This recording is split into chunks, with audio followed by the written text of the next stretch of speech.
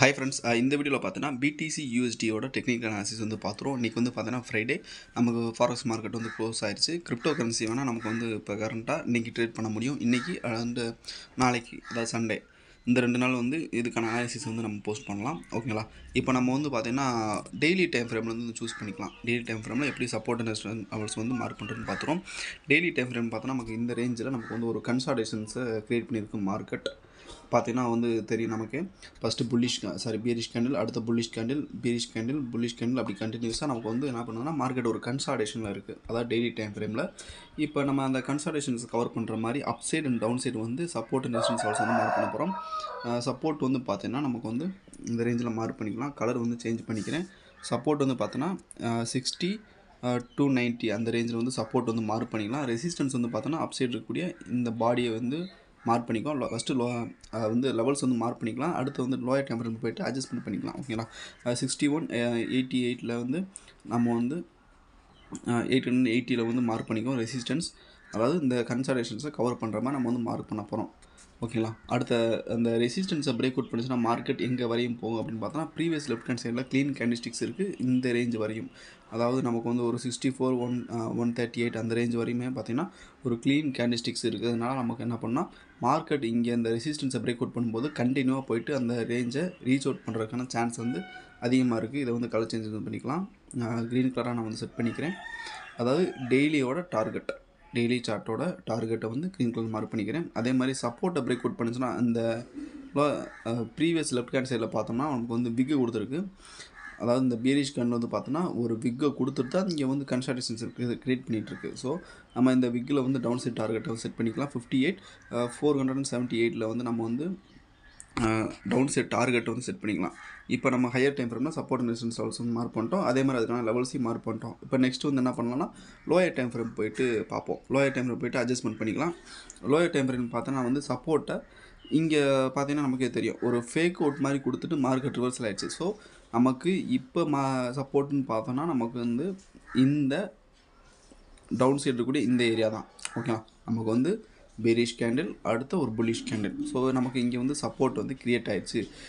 60 026 வந்து பார்த்தோன்னா நமக்கு வந்து சப்போர்ட் வந்து க்ரியேட் ஆகிடுச்சு. ஸோ இதை வந்து நம்ம சப்போர்ட் அதே மாதிரி கரண்ட்டாக பார்த்தோன்னா நமக்கு வந்து சப்போர்ட்லேருந்து புல் பேக் ஆகிட்டுருக்கு. ஓகேங்களா? சரி, நம்ம வந்து ரெசிஸ்டன்ஸ் வந்து பார்த்தோம்னா நம்ம வந்து இதை கொஞ்சம் அட்ஜஸ்ட்மெண்ட் பண்ணி நம்ம இதுக்கு நேராக வந்து மார்க் பண்ணிக்குவோம். ஏன்னா இங்கே இருக்க ரிஜெக்ஷன்ஸ்லாம் இருக்குது.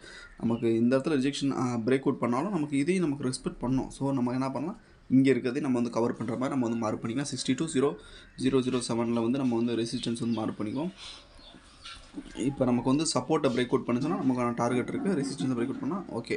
அதாவது டெய்லி 4 hour வந்து சேம் மாஸ் ஈக்குவல் தான். ஓகேங்களா? இப்போ நெக்ஸ்ட் நம்ம என்ன பண்ணலாம்னா லோயர் டெம்பரேச்சர் போயிடும். ஒரே நிமிஷம். நம்ம வந்து 4 hour டைம் ஃப்ரேம் பார்த்தோன்னா இந்த ரேஞ்சுக்குள்ளேயே பார்த்தோன்னா சப்போர்ட் அண்ட் டிஸ்டன்ஸ் இடைப்பட்ட ஜோன்ஸ்குள்ளேயே பார்த்தோன்னா நமக்கு வந்து இங்கே இந்த ஏரியாவில் வந்து ஒரு ரெசிஸ்டன்ஸ் வேறு இருக்குது. மார்க்கெட் என்ன பண்ணியிருக்கு, இங்கேருந்து சப்போர்ட் எடுத்து போனது நமக்கு இந்த ரேஞ்சுக்குள்ளே சுற்றிட்டு திரும்ப இங்கே வரும்போது அதாவது ஒரு சப்போர்ட்டை வந்து க்ரியேட் பண்ணிவிட்டு நமக்கு இந்த ரேஞ்சை வந்து பிரேக் அவுட் கொடுத்துருக்குது, சப்போர்ட் கொடுத்துருக்கு. அதாவது மார்க்கெட் எப்பவுமே என்ன பண்ணுன்னா ஃபஸ்ட்டு ஒரு லோ கொடுத்தது அப்படின்னா திரும்ப ஹை கொடுத்துட்டு திரும்ப அந்த லோவை வந்து ஃபில் பண்ணுறதுக்கு சான்ஸ் இருக்குது. அதாவது ஒரு ரீட்ரேஸ்மெண்ட் மாதிரின்னு வச்சுக்கோம்.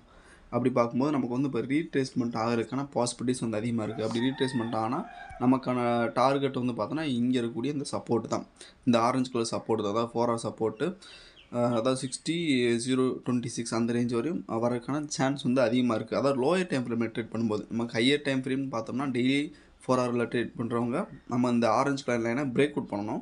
இதுவே லோயர் டைம் ஃப்ரேமில் பண்ணுறவங்க என்ன பண்ணால் இந்த ரெசிஸ்டன்ஸ்லேருந்து ரிவர்சல் ஆகும்போது ஒரு ட்ரேட் நமக்கான சப்போர்ட் வந்து 4 hour சப்போர்ட். ஓகேங்களா? அப்புறம் நெக்ஸ்ட்டு வந்து நம்ம பார்த்தோம்னா நமக்கு வந்து 1 hour டைம் ஃப்ரேம்னா அந்த வந்து டீட்டெயில்ஸை வந்து நம்மளால் நல்லாவே பார்க்க முடியும். மார்க்கெட் நமக்கான ரெசிஸ்டன்ஸ் க்ரியேட் பண்ணிட்டு, அதாவது இந்த இடத்துல இந்த இடத்துல ரிஜெக்ஷன், இங்கே ரிஜெக்ஷன், அடுத்து இந்த இடத்துலையும் நமக்கு வந்து ரிஜெக்ட் ஆகிருக்கு. அதை பார்த்தோன்னு தெரியும் நமக்கு வந்து பேரிஷ் கேண்டில், அடுத்த bullish candle, bearish candle. So இந்த இடத்துல ரெசிஸ்டன்ஸ்க்கு வந்து க்ரியேட் பண்ணியிருக்கு. இப்போ நமக்கு வந்து மார்க்கெட் இந்த ரேஞ்ச் வரையும் வந்துட்டு திரும்ப ஒரு ரிஜெக்ஷன் கொடுத்துட்ருக்கு. இதை கூட நம்ம வந்து அட்ஜஸ்ட்மெண்ட் பண்ணிக்குவோம். மார்க்கெட் ஏன்னா இங்கே வந்து கரெக்ஷன் கொடுத்துருக்குங்களா, நம்ம இந்த bullish candle and bearish candle அந்த இடத்துல நம்ம வந்து ரெசிஸ்டன்ஸ் வந்து மார்க் பண்ணிக்கலாம். நம்ம இன்னும் போயிட்டு லைன் சார்ட்டில் போய்ட்டு கூட செக் பண்ணிக்கலாம். லெவல்ஸ் வந்து கரெக்டான ரிவர்சலா அப்படின்ற மாதிரி பார்த்துக்கலாம். கரெக்டான ரிவர்சல் தான். நமக்கு வந்து இங்கே ரிஜெக்ட் ஆகிறதுக்கு நேராக பார்த்தோன்னா இங்கே ஒரு ரிஜெக்ஷன் கொடுத்துருக்கு நமக்கு மார்க்கெட். ஸோ ஒரு வேலிடான ரிவர்சலாக நம்ம வந்து இதை வந்து எடுத்துக்கலாம். இப்போ திரும்ப வந்து நம்ம என்ன பண்ணலாம்னா லைன் சார்ட்லேருந்து கேண்டில்ஸ்டிக்ஸ்க்கு வந்து மாற்றிடுவோம். கேண்டில்ஸ்டிக்ஸ்க்கு வந்து மாற்றிட்டோம்னா நமக்கு வந்து நல்லா தெரியும். இங்கே வந்து பார்த்தோன்னா நம்ம ரெசிஸ்டன்ஸ் வந்து க்ரியேட் பண்ணியிருக்கோம். இப்போ நம்ம ரெசிஸ்டன்ஸ் வந்து ட்ரேட் பண்ணுறோம் அப்படின்னா என்ன மெத்தட்னா நமக்கு வந்து ஒரு புல்லிஷ் கேண்டில் ஃபார்மேஷன் ஆகும்போது நமக்கு என்னென்னா கண்டினியூவாக மார்க்கெட் புல்லிஷ் ஆகும்போது நமக்கு அங்கே என்ன ஆகுது, ரெசிஸ்டன்ஸ் வந்து ஃபார்ம் ஆக போகுது. ரெசிஸ்டன்ஸ் ஃபார்மேஷனாக வெயிட் பண்ணுறோம். நமக்கு வந்து ஒரு பேரிஷ் கேண்டில் வருது, அதாவது புல்லிஷ் கேண்டில் ஃபாலோ பண்ணி ஒரு பேரிஷ் கேண்டில் வருதுனாவே அங்கே வந்து என்னென்னா ரெசிஸ்டன்ஸாக மார்க்கெட் வந்து க்ரியேட் பண்ணுது. இப்போ நம்ம சில பேர் என்ன பண்ணுறாங்கன்னா அந்த ரெசிஸ்டன்ஸ் க்ரியேட் ஆனோன்னு என்ன பண்ணுறாங்கன்னா என்ட்ரிஸ் வந்து எக்ஸிக்யூட் பண்ணாங்க. அப்படி பண்ணக்கூடாது. நமக்கு ஒரு கன்ஃபர்மேஷனாக நம்ம வந்து எடுத்துக்கணும். ஃபஸ்ட்டு வர கேண்டில் வந்து நமக்கான ஒரு கன்ஃபர்மேஷன், அதாவது செல்லர்ஸ் மார்க்கெட்டில் வந்துட்டாங்க அப்படின்ற ஒரு கன்ஃபர்மேஷன். இந்த கேண்டில் லோவை நெக்ஸ்ட்டு கேண்டில் கட் பண்ணுச்சுன்னா அப்போ தான் நம்ம வந்து கன்ஃபார்ம் பண்ணணும் இந்த ட்ரேடவே. நமக்கு வந்து ஸ்ட்ராங்காக உள்ளே வந்துட்டாங்க அப்படின்ற ஒரு மீனிங். அதாவது ப்ரீவியஸ் கேண்டிலோட லோவை நமக்கு வந்து கட் பண்ணும்போது நம்ம வந்து என்ட்ரி. ஸோ அந்த சினாரியோவை நம்ம இங்கே அப்ளை பண்ணோம் அப்படின்னா, அதாவது ஒரு ரீட்ரேஸ்மெண்ட் என்ட்ரி வந்து இங்கே அப்ளை பண்ணோம்னா இங்கே இருக்கக்கூடிய இந்த பீரிஷ் கேண்டிலோட லோவை நெக்ஸ்ட்டு கேண்டில் நமக்கு வந்து கட் பண்ணணும். நெக்ஸ்ட் கேண்டில் பார்த்தோம்னா கட் பண்ணவே இல்லை. ஸோ நம்ம வந்து கட் பண்ணியிருந்தால் என்ன பண்ணலாம், செல் என்ட்ரி வந்து எக்ஸிக்யூட் பண்ணிக்கலாம். ஸ்டாப் லாஸ் வந்து ப்ரீவியஸ் கேண்டிலோட ஹையில் இந்த ரேஞ்சில் வந்து நம்ம வந்து வச்சுருக்கலாம். வச்சுட்டு இங்கேருந்து ஆல்மோஸ்ட் நமக்கான டார்கெட் பார்த்தோம் அப்படின்னா நம்ம வந்து 4 ஹவர் சப்போர்ட்டானா 0.26 வரை க்ளீனாக போகிறதுக்கான சான்ஸ் வந்துருக்கு. அதே மாதிரி லெஃப்ட் ஹேண்ட் சைடில் பார்த்தோன்னா க்ளீன் கேண்டில்ஸ்டிக்ஸ் இருக்குது.